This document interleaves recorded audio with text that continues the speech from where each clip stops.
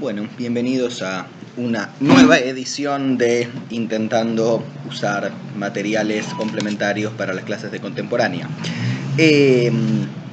Hoy me gustaría hablarles de un artículo que me parece representativo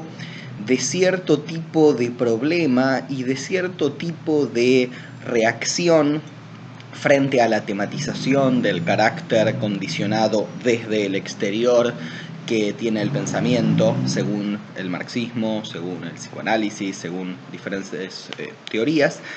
Texto que, sin embargo, más allá de que sea representativo de esta clase de respuestas y desde ese punto de vista me interese estudiarlo y compartirlo en los cursos, sin embargo es de un autor que seguramente no es uno de los filósofos más importantes del siglo XX, ni mucho menos. De hecho, es de un autor cuya obra tiene una pata en la filosofía, una pata en la teología y sobre todo una pata muy grande en la literatura, porque estamos hablando de C.S. Lewis, que entre otras cosas es el autor de las Crónicas de Narnia. Pero pese a eso, escribió cosas que fueron debatidas, por ejemplo, por Anscombe, que es una de las filósofas británicas más importantes del siglo XX. Y en cualquier caso, me parece que textos como este, igual que otro texto que yo solía dar en mis cursos, pero este año decidí relegar por su oscuridad, como lo es la Fenomenología y las Ciencias del Hombre de Merleau-Ponty, se trata, reitero, de textos que me parece que señalan bien cierto espíritu más o menos común, y ni siquiera diría solo en una época, que tiende a pensar que las tesis del condicionamiento social, psíquico y demás del pensamiento humano tienden hacia una posición autorrefutatoria, ¿no? O sea, C.S. Lewis, igual que Merleau-Ponty, igual que, por ejemplo, Max Weber, cuando discute contra el marxismo y le atribuye esto que se ha llamado el principio del carruaje, ¿sí? Va a considerar que el freudismo y el marxismo conducen a una posición que socava las pretensiones de validez del pensamiento en general y por lo tanto las suyas propias, ¿sí? En consecuencia, para un curso en el cual vamos a analizar la tesis del carácter condicionado de la conciencia como uno de los rasgos distintivos de la filosofía contemporánea respecto de la filosofía moderna, esta clase de objeciones, esta clase de discusiones cobran cierta importancia, más allá, insisto, de si fueron o no articuladas por un filósofo de primera línea, ¿sí? Entonces, ¿qué es lo que va a hacer C.S. Lewis? Bueno, ante todo va a empezar, literato como es, con una cita de Emerson que dice que es desastroso, es terrible saber que existimos, ¿no? O sea, lo que está diciendo es desastroso darnos cuenta de que muchas de las cosas que creemos que están en el mundo en realidad son simplemente resultado de nuestra propia constitución, ¿no? Entonces va a decir, bueno, antes creíamos poder contemplar una rosa y ahora simplemente nos damos cuenta, si no somos demasiado cuidadosos, de que en realidad somos nosotros los que estamos percibiendo la rosa con ciertos ojos y cierto nervio óptico, y entonces al final de la rosa no queda nada. ¿Por qué es importante esta figura un poco literaria que él introduce? Porque por analogía con esto, él va a señalar que dos formas de darnos cuenta de que existimos en el pensamiento contemporáneo, que serían el freudismo y el marxismo, van a adoptar una actitud semejantemente reduccionista respecto de la verdad, ¿no? Así como la rosa deja de existir y solamente existimos nosotros, aparentemente para estas tesis del carácter condicionado del pensamiento, deja de poder decirse simplemente que ciertas proposiciones son verdaderas y vamos a tener que redescribir la situación en términos de la forma en que nuestro pensamiento refleja nuestros condicionamientos psíquicos o sociales, ¿sí? Esta es básicamente la idea con la cual va a abrir el texto nuestro nuevo amigo Lewis. Entonces, lo que va a decir Lewis es, mientras en alguna época se habría creído, por ejemplo, que no sé, la reina Victoria había sido una gran reina y un argumento para eso podía haber sido el hecho de que hubiera cierta confluencia de opiniones en sostener esa valoración, va a decir que por el contrario el marxista va a tratar de explicar ese error, luego de haberlo declarado como error, en el hecho de que los sostenedores de la reina Victoria son burgueses que se ven beneficiados por una política de laissez-faire, y el freudiano va a explicar, ¿sí?, el amor por la reina Victoria a partir de algún tipo de condicionamiento psíquico, ¿no? Entonces, en consecuencia, vamos a socavar, ¿sí?, lo que habría pretendido ser una opinión verdadera, reduciéndola a las condiciones psíquicas o sociales que dan lugar a ella, ¿sí? Ahora bien, lo que va a señalar predeciblemente Lewis, y este lugar común, insisto, es una de las razones por las cuales me parece interesante abordar este artículo, dado, insisto, que esta es la clase de respuesta que se ha dado desde muchos frentes a lo que se ha visto como las consecuencias reduccionistas de teorías como la de Marx o la de Freud, es que esta caracterización es predeciblemente algo que parece dar lugar a una paradoja autorreferencial, ¿no? O sea, si yo puedo descalificar cualquier forma de pensamiento por la vía simplemente de mostrar cómo estas creencias son el resultado causal de determinadas condiciones psíquicas o sociales, el problema que se plantea a continuación, va a señalar Lewis, es, bueno, pero esto se aplica o no a las creencias de sus propios sostenedores. O sea, ¿se aplica esto sí o no a las creencias del propio marxista o del propio freudiano, ¿no? ¿Son sus propias creencias también ellas susceptibles de ser devaluadas por la vía de mostrar cómo éstas responden a condicionamientos psíquicos o sociales? Y en el caso de que no, en particular, tomando en cuenta la posibilidad de que mostrar este condicionamiento del pensamiento no implique necesariamente devaluar la creencia en cuestión, no implique cargarla de un disvalor cognitivo, sino que en principio uno podría decir esta creencia es condicionada y es verdadera y constituye conocimiento, está justificada. Bueno, ¿por qué esta posibilidad entonces de conciliar condicionamiento con valor cognitivo que el marxista o el freudiano podrían usar para salvar sus propias posiciones, no habrían de aplicarse también a las posiciones que ellos toman por objeto, ¿no? Entonces, el dilema sería, o bien mostrar el carácter condicionado del pensamiento implica devaluarlo de alguna manera, en cuyo caso la posición sirve como arma crítica contra un adversario, pero también se vuelve autorreferencialmente contra sí misma, o bien no existe una conexión lógica entre carácter condicionado del pensamiento y disvalor de este pensamiento, o sea, degradación en sus pretensiones de conocimiento, en cuyo caso el marxista y el freudiano se salvan de la autoderrota, se salvan de una posición que se vuelva autorreferencialmente contra sus propias pretensiones de verdad, pero al mismo tiempo se desactiva su potencial crítico en contra de un tercero, ¿no? Entonces, aparentemente, va a decir Lewis, el marxista y el freudiano se encuentran sentados sobre la misma rama que todos los demás. Entonces, o bien serruchan esa rama y se caen todos, ¿sí?, el marxista, el freudiano, junto con aquellos a los cuales quieren criticar, o no serruchan la rama, no se caen el marxista y el freudiano, pero tampoco, ¿sí?, logran derribar, siguiendo con esta metáfora, a las posiciones que ellos desearían atacar, ¿sí? En otras palabras, de lo que se trata esta primera formulación de la crítica es de señalar que el discurso del marxista y del freudiano no pueden evitar hacerse cargo de que son discursos y que por lo tanto tienen que entrar en paridad de condiciones en la palestra de las discusiones del dar y recibir razones, ¿sí? En principio quizás podrían decir cosas que sean sensatas, correctas y demás, pero no pueden olvidar eso, no pueden olvidar que son discursos y entonces no pueden considerar que no necesitan justificar su propio punto de vista, ¿no? Entonces, si van a hacer una caracterización que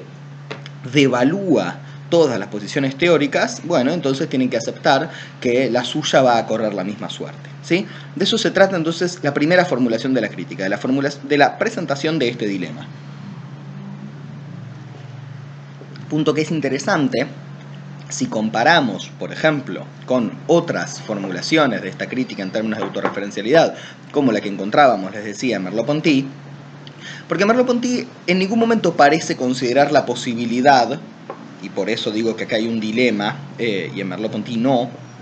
de que simplemente condicionamiento no implique disvalor cognitivo, ¿no? O sea, Merleau-Ponty en todo caso dice, bueno, aparentemente, si estas tesis sostienen hasta el final que el pensamiento está condicionado, esto tiene que llevar a una paradoja autorreferencial, punto, ¿no? En cambio, lo que va a hacer Lewis, inmediatamente después,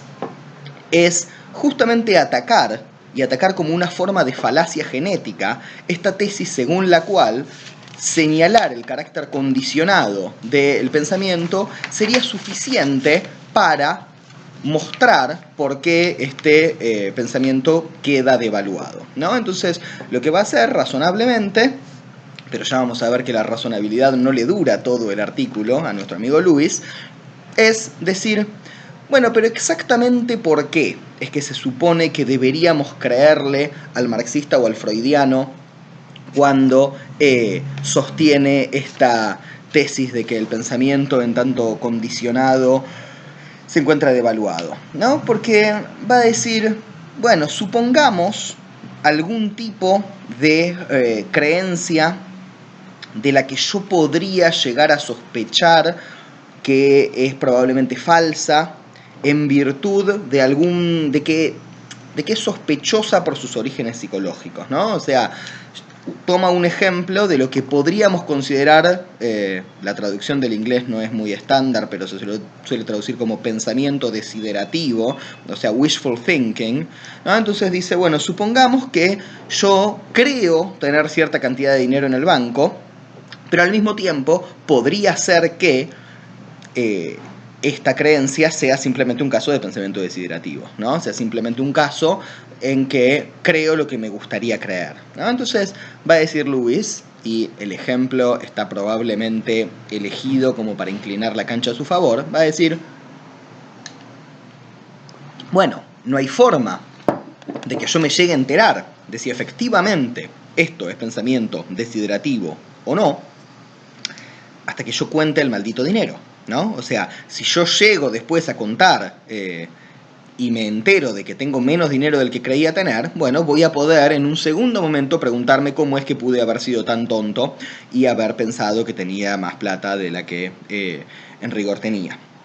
¿no? Pero lo que va a decir es, yo no puedo sustituir la cuestión, no puedo sustituir el análisis concreto de la verdad de la creencia, cotejándola con la realidad, por una mera referencia a cuáles son las causas que pueden haberme hecho sostener esta creencia, ¿no? Reitero, lo que tengo que hacer en todo caso es primero determinar por medios, podríamos decir, puramente internos, epistémicos, si la creencia es verdadera o falsa, y solamente en un segundo momento se va a tornar relevante, en caso de que sea falsa, tratar de explicar por qué tuve una creencia falsa, ¿no? No tiene sentido suponer que yo puedo, reitero, prescindir de ese momento de análisis en términos de verdad o falsedad, sustituyéndolo por un análisis causal, centrado en cuáles son los mecanismos que me llevaron a adquirir la creencia en cuestión. ¿Sí? Ahora bien, notemos algo. Lo que está diciendo acá Lewis puede entenderse ante todo como el señalamiento, que podría parecer trivial, de que las cuestiones de validez y las cuestiones de génesis son diferentes, ¿no? O sea, analizar una creencia en términos de su verdad o falsedad es un tipo de acercamiento que no puede ser reducido a un acercamiento que en términos de génesis se enfoque en determinar de qué manera pudo haber sido adquirida la creencia en cuestión, ¿no? O sea, creo yo esto por pensamiento desiderativo, creo yo esto porque mis intereses de clase hacen que me convenga que yo me represente el mundo de tal o cual manera, etcétera, etcétera, son preguntas que, podemos decir, conciernen a la génesis de la creencia, no a la validez de la creencia, ¿no? Esto, insisto, es notablemente una pregunta, una distinción bastante sensata, uno podría decir inclusive trivial, que notablemente no encontramos en autores como Merleau-Ponty, ¿no? En el texto que les mencionaba hace un rato. Ahora bien, lo que seguramente subyace a esta forma tan neta, tan clara de separar las cuestiones de validez y las cuestiones de génesis es la convicción de que siempre podemos, siguiendo la fórmula de Lewis y usándola por analogía con otros casos, ocuparnos de contar el dinero, ¿no? O sea, ocuparnos de chequear directamente si la creencia que estamos analizando es verdadera o es falsa, ¿no?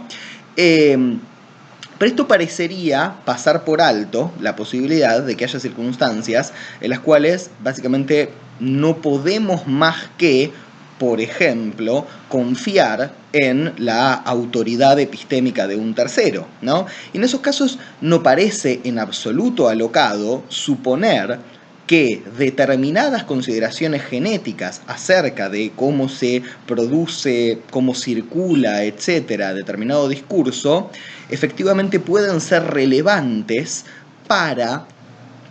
asignarle mayor o menor probabilidad a la verdad de la conclusión, ¿no? O sea, seguramente no nos van a permitir sustituir la pregunta por la validez, por la pregunta, por la génesis. Ahora, dicho crudamente, si yo leo un estudio que dice que el glifosato no causa cáncer, seguramente le voy a atribuir mayor o menor probabilidad a esa conclusión si me entero o no de que el estudio fue financiado por Monsanto, dicho crudamente, ¿no? O sea, lo que estoy diciendo es, no parece legítimo de parte de Lewis suponer que no puede haber algún tipo de conexión razonable entre la pregunta por la génesis y la pregunta por la validez, ¿no? O sea, Lewis discute contra cualquier asociación validez-génesis en términos de, bueno, si se vincula una cosa con la otra, tiene que tratarse de una falacia genética, ¿sí? No puede haber una forma razonable de vincular una cuestión con la otra, ¿sí? Por otro lado, hay un punto relevante que es que las llamadas teorías causales del conocimiento proceden precisamente señalando que en virtud de su génesis, algunas formas de adquirir creencias son más confiables que otras, ¿no? De nuevo, no es que la pregunta por la génesis pueda reemplazar a la pregunta por la validez, ¿no? No es que de algún modo una pregunta pueda no formularse porque nos formulamos la otra, ¿no? Pero yo debería poder hacer inferencias del tipo, por lo general mi percepción a más de, 10 metros funciona mal porque soy miope, entonces si creo haber visto esto, dado que la génesis de esta creencia es yo creo haber visto a alguien a, 15, 20 metros de distancia, entonces debería atribuirle poca probabilidad a que esa creencia sea verdadera porque la génesis son mis defectuosos órganos de los sentidos, ¿no? O sea, no parece extraño hacer esa clase de razonamiento y sin embargo Lewis pareciera bloquear esta posibilidad por completo, ¿no? O sea, las consideraciones genéticas aparentemente no deberían tener ningún rol en la evaluación de nuestro pensamiento, ¿no? Yo no debería hacer referencia a cómo he adquirido una creencia a la hora de determinar que ella es más o menos probablemente verdadera, ¿sí? Y hay más todavía, porque lo que va a hacer el autor, luego de habernos dicho todo esto acerca de, necesitamos poder evaluar directamente las credenciales epistémicas de las creencias, no tenemos que dejarnos desviar por medio de consideraciones genéticas, etcétera, etcétera, etcétera, luego va a radicalizar el punto por medio de lo que podríamos llamar la contraparte presuposicionalista del argumento de autorreferencialidad, ¿no? Les dije en la primera parte del artículo hay un argumento de autorreferencialidad que dice esencialmente algo como: cualquier discurso que desacredite las pretensiones de validez de otros discursos porque los declara condicionados psíquica o socialmente, termina destruyendo sus propias pretensiones de validez también, ¿no? Uno puede suponer que esto que encontramos hacia el final del artículo es simplemente la contracara de lo anterior, pero no deja de tener algunos matices interesantes, ¿no? Lo que vamos a encontrar hacia el final, mejor dicho, de la exposición de Lewis, porque después hay una parte que está redactada en tercera persona que se refiere a lo que él dijo, pero la exposición de él se termina más o menos cuando introduce este nuevo argumento. Lo que va a decir es: dada la imposibilidad de desacreditar nuestro propio pensamiento en virtud de determinadas condiciones a las cuales estaría sometido, no podemos más que suponer, como regla general, que podemos alcanzar la verdad, ¿no? Y es interesante porque habla de una tenaz confianza en las capacidades de la razón humana, más allá de las pruebas que el adversario, el freudiano o el marxista, pueda dar en contra de esta confiabilidad, ¿no? Fíjense que lo interesante es que habla de tenaz confianza, ¿no? Casi como si se tratara de una especie de capricho y no de algo que podemos hacer fundados en buenas razones, ¿no?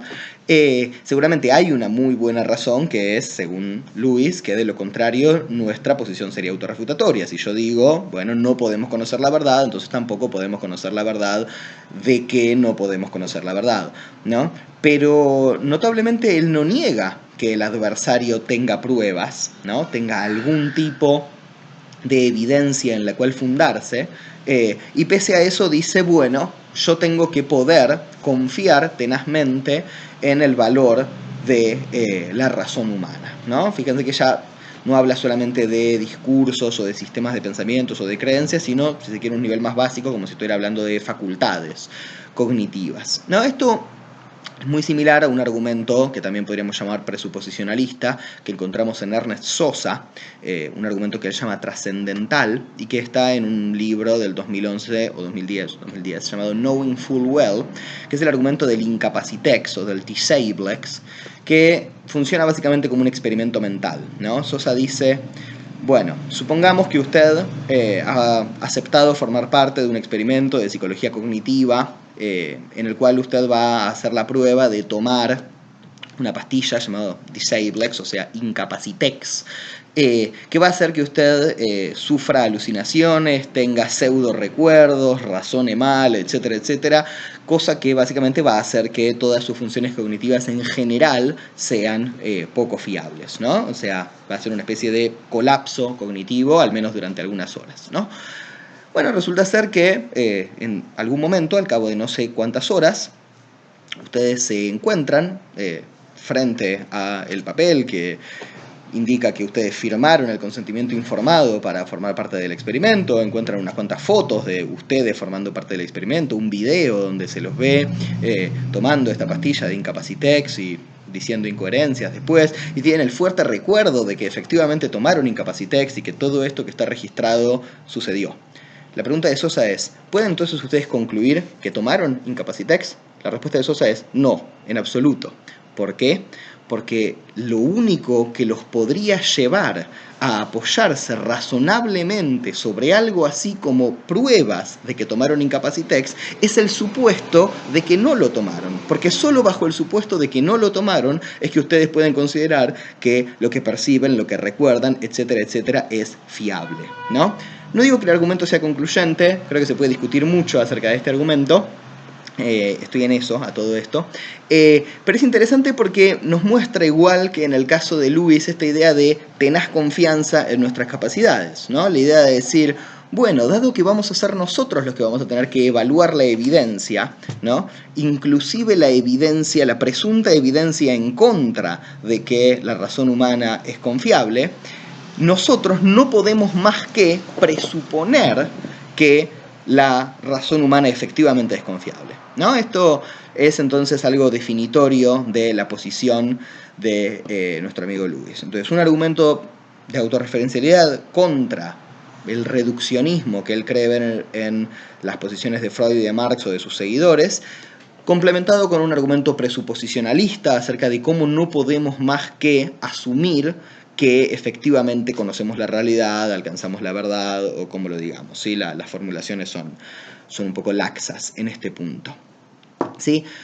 Curiosamente, de todos modos, el artículo cierra generando una especie de disonancia con lo que habíamos hablado al comienzo, porque luego de haber argumentado que debemos separar más o menos tajantemente las cuestiones de validez y las cuestiones de génesis, o sea que la pregunta acerca de cómo es que llegamos a adquirir una creencia no debería tener incidencia sobre la respuesta a la pregunta de ¿es esta creencia verdadera o no?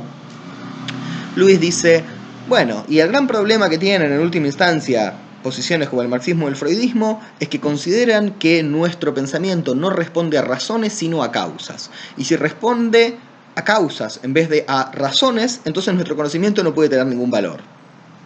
Y uno dice, momento, esto no encaja, al menos si no lo complementamos con muchas aclaraciones más, con lo que decíamos previamente, ¿no? Esto parece sugerir que estamos en presencia de algún tipo de teoría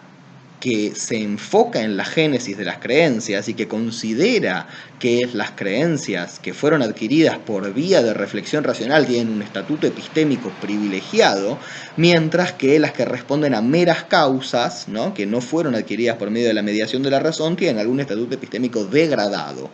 ¿no? Entonces el capítulo cierra diciéndonos a la vez que tenemos que confiar en la razón y que tenemos que presumir, suponer que la razón humana como capacidad funciona mediante la fundamentación de sus creencias en razones en plural, o sea, en proposiciones que fundamentan lo que creemos, porque un abordaje causal de estas creencias resultaría, por así decirlo, devastador para las pretensiones de conocimiento, ¿sí? Con lo cual no puedo más que ver el artículo, y no soy el único, como en última instancia inconsistente, ¿sí? De todos modos, reitero, me parece interesante que lo analicemos para ver, identificar algunos de los pasos que se han dado a la hora de responder a la circunstancia de que las teorías contemporáneas acerca del pensamiento humano lo ven cada vez más como dependiente de factores externos.